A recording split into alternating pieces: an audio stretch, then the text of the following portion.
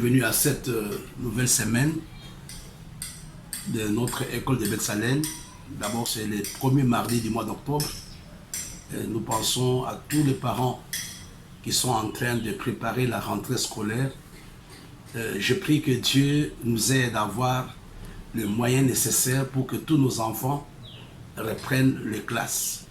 Et ceux qui ont déjà repris, nous prions que Dieu vous assiste durant cette année, que Dieu vous protège et qu'à la fin de l'année, que vous puissiez avoir de très bons résultats. C'est notre prière. Nous pensons à tous les parents, que ce soit ici au Cameroun, que ce soit ailleurs, que tous les parents, que Dieu vous bénisse pendant cette période, que Dieu vous mette à l'abri de toutes les tracasseries financières. Depuis le week-end passé, nous avons abordé un sujet important. Nous avions parlé de l'esprit de sagesse qui était sur la vie de Josué. J'aimerais peut-être reprendre un certain nombre de points avant de continuer avec cet enseignement. D'abord, nous allons lire un texte dans le livre de Proverbes au chapitre 9, verset 6. La Bible nous dit « Quittez la stupidité et vous vivrez, et marchez dans la voie de l'intelligence. » La Bible nous dit « Quittez la stupidité et vous allez vivre. Marchez dans la voie de la sagesse ou dans la voie de l'intelligence. » Le samedi passé, nous avons parlé longuement de la sagesse et je pense que pour la meilleure compréhension, il est important que nous reprenions un certain nombre de points et ceci nous aidera à bien comprendre la suite. On va prendre un texte qui nous avait beaucoup béni le mardi, le samedi, le livre de Jacques, chapitre 3. À partir du verset 15 jusqu'au verset 17, la Bible nous dit « Cette sagesse n'est point seule qui vient d'en haut, mais elle est terrestre, charnelle, diabolique, car là où il y a un zèle amer, un esprit de dispute, il y a des désordres et toutes sortes de mauvaises actions. La sagesse d'en haut est premièrement pure, ensuite pacifique, modérée, conciliante, pleine de miséricorde et de bons fruits, exempte de duplicité et d'hypocrisie. » Voilà les textes sur lesquels nous avons travaillé le week-end passé.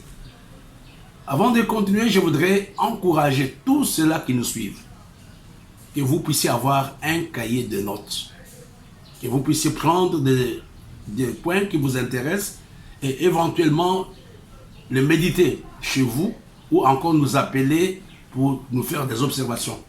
Vous ne pouvez pas simplement retenir comme ça, bon, aujourd'hui on a prêché sur ceci, mais c'est toujours important que vous ayez un petit cahier de notes, que vous puissiez prendre tout ce qui est en train de te renseigner. Un jour, ces enseignements peuvent vous servir. Il y a des choses que j'enseigne aujourd'hui, que j'ai appris à l'église il y a peut-être une trentaine d'années, mais ces choses me servent aujourd'hui. Le samedi, nous avons donné les 4 dimensions de sagesse par rapport au texte que nous venons de voir. On avait parlé de la sagesse diabolique, on avait parlé de la sagesse naturelle, nous avions parlé de la sagesse surnaturelle et on avait fini par la sagesse divine. Et nous avons, le samedi, nous avons donné 4 grandes sources de sagesse. La première source, c'est la crainte de l'Éternel. La deuxième source, c'est la révélation. La quatrième, la mise en pratique. Et la dernière source, être à côté des hommes ou des femmes qui sont sages. Mais ce qui est important pour moi ce matin, parce que je sais que quelqu'un m'a fait cette observation, c'est de reprendre les définitions importantes. Peut-être on a survolé, on n'a pas eu le temps, mais je vais reprendre quelques petites définitions qui peuvent nous aider ce matin. On avait donné 3 petites définitions, ce sont des rappels. La première chose, nous avons défini la sagesse comme étant la capacité de voir la fin d'une chose de son commencement. C'est déjà voir comment la chose va finir. C'est ça la sagesse. Et vous savez, il y a beaucoup de gens, à cause du manque de sagesse, détruisent leur futur. Mais la sagesse, c'est la capacité de voir la fin d'une chose. La deuxième chose, nous avons expliqué la sagesse en mettant la capacité de savoir utiliser la connaissance. Il y a des gens qui ont la connaissance, mais par manque de sagesse, ils n'arrivent pas à utiliser la connaissance qu'ils ont. Mais la sagesse, c'est la capacité d'utiliser ou de savoir utiliser la connaissance que nous avons. Vous pouvez être allé à l'université, vous pouvez avoir beaucoup de connaissances, mais si vous n'avez pas de sagesse, vous serez incapable de pouvoir utiliser la connaissance que vous avez. Et nous avons vu, il y a quelques jours, que la vie de l'homme est fortement liée à la sagesse. Notre réussite, ça c'est dans tous les aspects de notre vie. La vie de l'homme est liée à la taille de sa sagesse.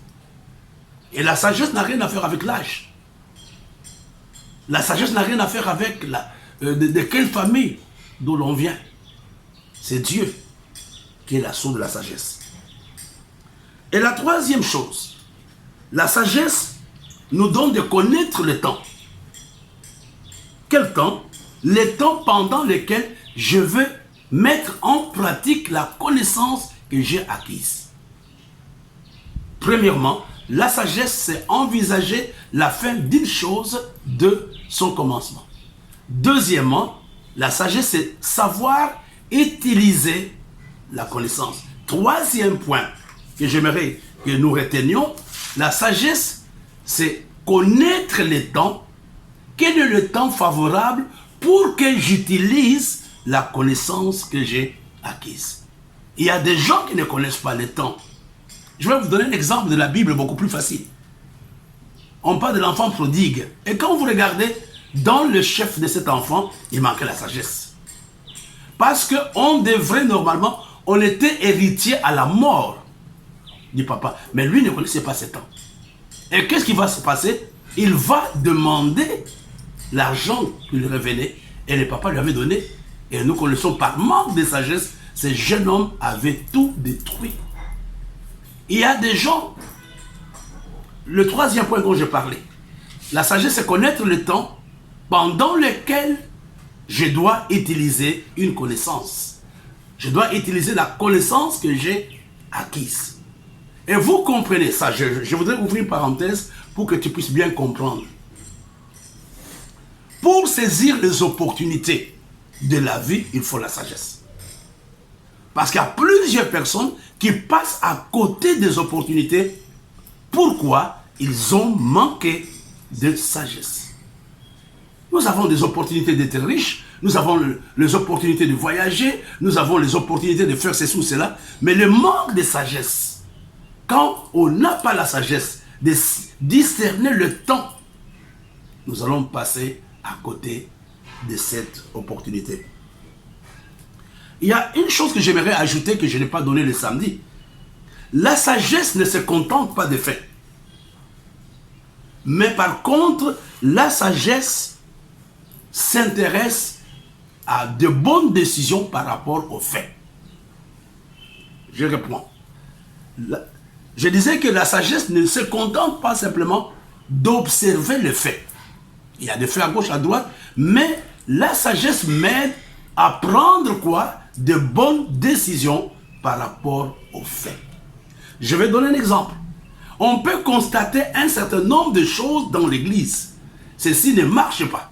Ça ne marche pas dans ma vie. Ceci ne marche pas dans mon mariage. Ceci ne marche pas. Ce sont des faits. Mais constater n'est pas être sage. Mais un homme sage prend des décisions par rapport aux faits qu'il a constatés. C'est ça la sagesse. Pourquoi il y a ceci? Qu'est-ce que je dois faire?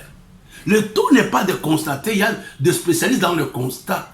Mais un homme sage constate, et non seulement il constate, mais il prend des décisions par rapport au constat de fait.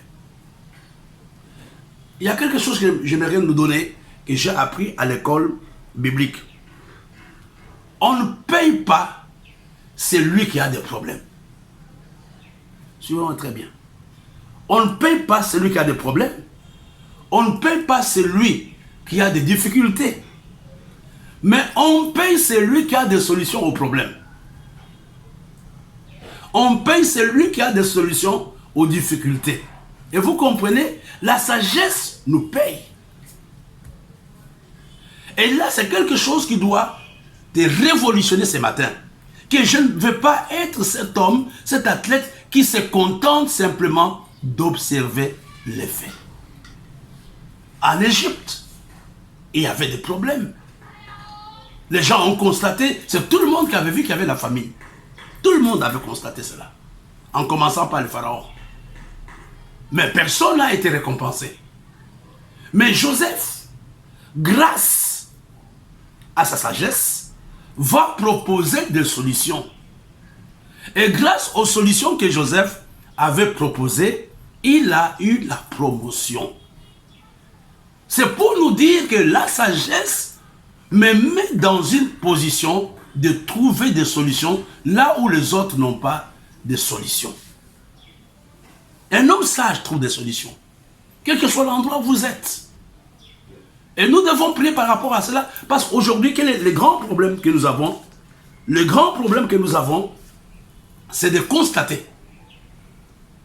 Excusez-moi, nous avons vu que même les stupides constatent. On constate ceci ne marche pas, ceci ne marche pas. Le constat ne peut pas faire avancer l'organisation. Mais les solutions que je propose, qui propose, c'est un homme qui a la sagesse, qui est seul capable de pouvoir proposer des solutions. Je vais donner un autre exemple. Un jour, il y avait, je pense, une brigade pour le recouvrement forcé des impôts qui était en train de voir qui avait payé et qui n'avait pas payé. Ils sont venus voir l'équipe de Jésus. C'était un ministère que les gens connaissaient. Mais Pierre a constaté le fait. Pierre arrive. Pierre dit au maître, hey, les gens des impôts, les contrôleurs sont là dehors. Et je viens de voir que dans la caisse là, il n'y a pas d'argent. On fait comment alors? Est-ce qu'on va s'endetter? On va prendre rendez-vous?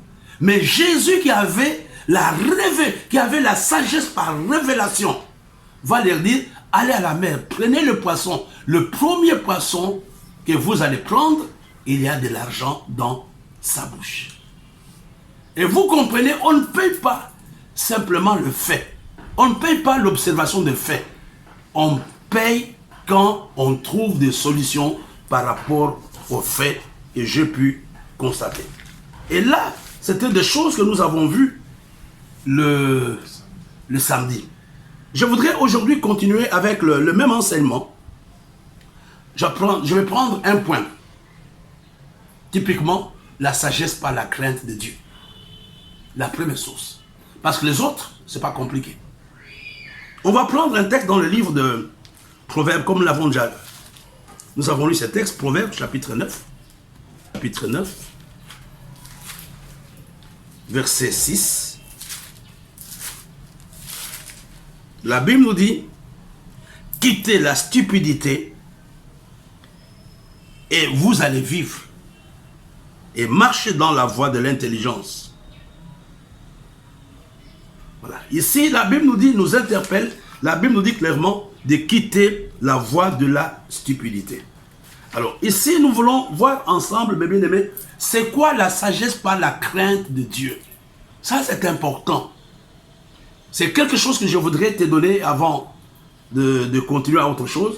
La première chose, nous devons comprendre. Ça, c'est chacun d'entre nous qui doit comprendre les commandements que Dieu nous donne ne sont pas pour Dieu. Les commandements que Dieu nous donne, c'est pour notre propre bien. La sagesse par la crainte de Dieu, c'est simplement cette capacité d'observer les ordonnances de Dieu dans ce que je fais. C'est cette capacité d'observer la parole de Dieu. Le commandement de Dieu donne la vie à ce que je fais. Quand je commence à vivre en marge des instructions de Dieu, je suis un homme qui manque de sagesse. La plupart des choses que Dieu nous demande d'observer ne sont pas pour lui. Vous allez voir pratiquement toute la loi, c'est d'abord l'homme lui-même. C'est pour son bien-être. Ne vole pas, ne fais pas ceci, ne fais pas ça, ne fais pas ça, ne fais pas... Ce n'est pas d'abord pour Dieu, c'est d'abord par rapport à toi-même. Et vous comprenez, le commandement de Dieu semble nous déranger. Quand il y a des commandements de Dieu, l'homme a tendance à croire que ça le dérange. L'homme a tendance à croire que ça l'embrouille. Mais non, l'observation des commandements de Dieu donne la vie à ce que l'homme est en train de faire. Je vais vous donner beaucoup d'exemples. Quand Dieu dit il ne faut pas avoir la polygamie, quand Dieu dit il ne faut pas faire ceci, cela, et vous allez voir vers la fin que c'est toujours ce que Dieu dit est bon. Il n'y a pas, mes bien-aimés, excusez-moi, ce n'est pas mon enseignement, il n'y a pratiquement pas d'avantage dans un mariage polygamique. L'homme peut laisser les enfants ensemble, mais après son départ, il y a toujours des problèmes. Mais quand Dieu interdit, ce n'est pas pour lui. Quand Dieu dit qu'il ne faut pas avoir les excès de table, il ne faut pas avoir... Et aujourd'hui, les médecins disent par exemple que beaucoup de nos maladies sont liées par notre façon de manger, par notre façon de boire. Cirrhose des foie, ceci et cela. Et vous comprenez, les recommandations de Dieu sont d'abord pour l'homme lui-même. Sont d'abord pour l'homme lui-même. Alors, qu'est-ce que je veux dire par là? Le commandement de Dieu nous préserve de pièges de la vie. Parce que le diable nous tend de pièges. Et le commandement de Dieu te préserve de pièges de la vie.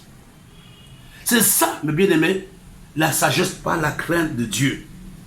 Le commandement de Dieu nous révèle les stratégies de l'ennemi qui cherche à nous détruire. Vous comprenez? Les commandements de Dieu ne sont pas pour Dieu, c'est d'abord pour nous-mêmes. Nous préserve de pièges de la vie. Le piège que le diable nous tend. Regardez aujourd'hui, dans beaucoup de sociétés, enfin, il y a beaucoup de pièges que le diable nous tend. Mais quand j'ai la crainte de Dieu, je serai protégé. Regardez mes frères et sœurs ce que Daniel dit. Oh Dieu, j'ai été trouvé innocent envers toi et envers Dieu.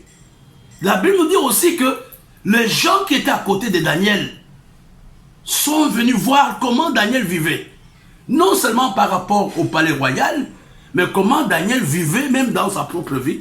Mais la Bible nous dit qu'ils n'ont pas trouvé du tout des choses sur lesquelles ils devraient être accusés.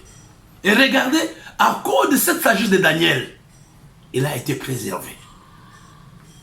Il a été préservé.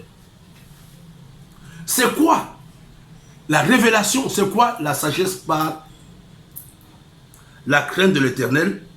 La crainte de l'Éternel, c'est reconnaître que les lois de Dieu sont vraies et elles sont là pour moi. Quand je dis que cet homme a la crainte de Dieu, la crainte de Dieu ne signifie pas commencer à trembler devant Dieu. C'est simplement accepter la parole de Dieu, conformer sa vie sur ce que la parole de Dieu me dit.